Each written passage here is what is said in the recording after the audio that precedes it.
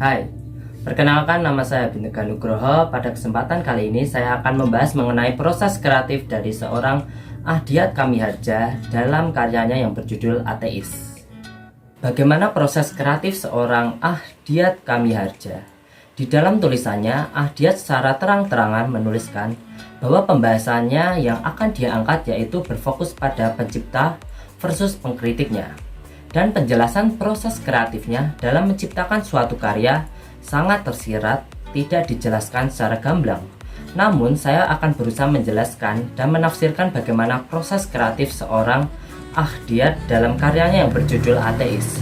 Namun pertama-tama saya akan memberikan apresiasi kepada Pak Ahdiat karena rasa percaya dirinya mengakui jika novel ateisnya memiliki pengaruh yang besar.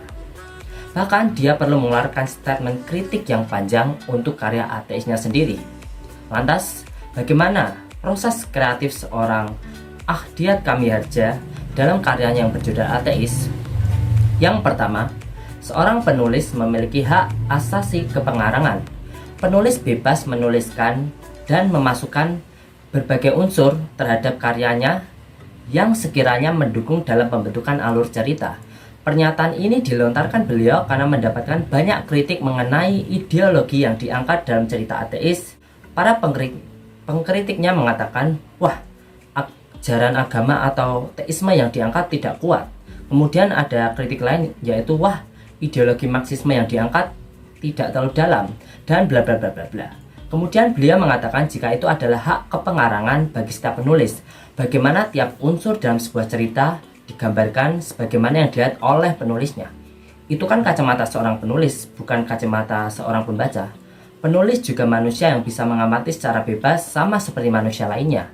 Tidak ada paksaan apakah setiap pengarang harus memasukkan ini itu dalam sebuah cerita. Kemudian yang kedua yaitu tokoh-tokoh dalam cerita itu sifatnya realistis dan tidak perlu segalanya dikaitkan secara simbolis.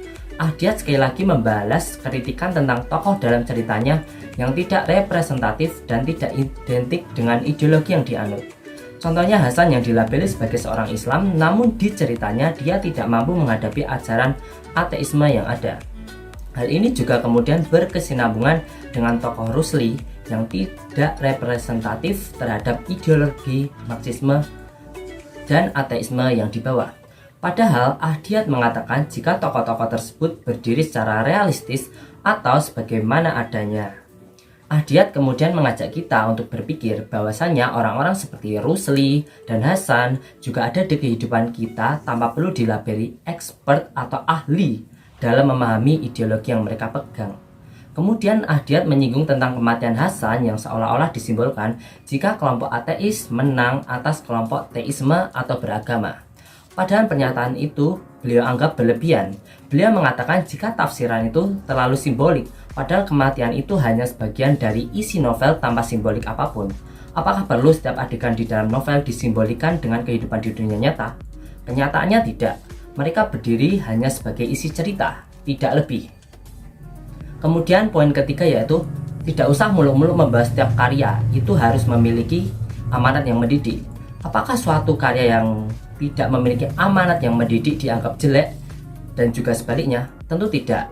Dalam hemat kata, Ahdiat mengatakan bahwasanya berbagai pesan yang disampaikan tokoh di dalam novel jangan terlalu dijadikan sebuah petuah untuk kehidupan nyata, karena pesan-pesan itu hanya sebuah bagian dari isi cerita, tidak lebih.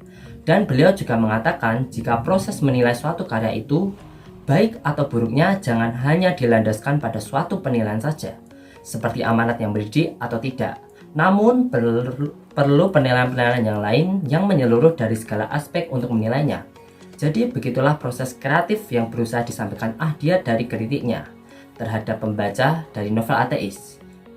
Jika ada kritik, sanggahan, dan masukan bisa disampaikan untuk bahan diskusi bersama. Sekian dari saya. Wassalamualaikum warahmatullahi wabarakatuh.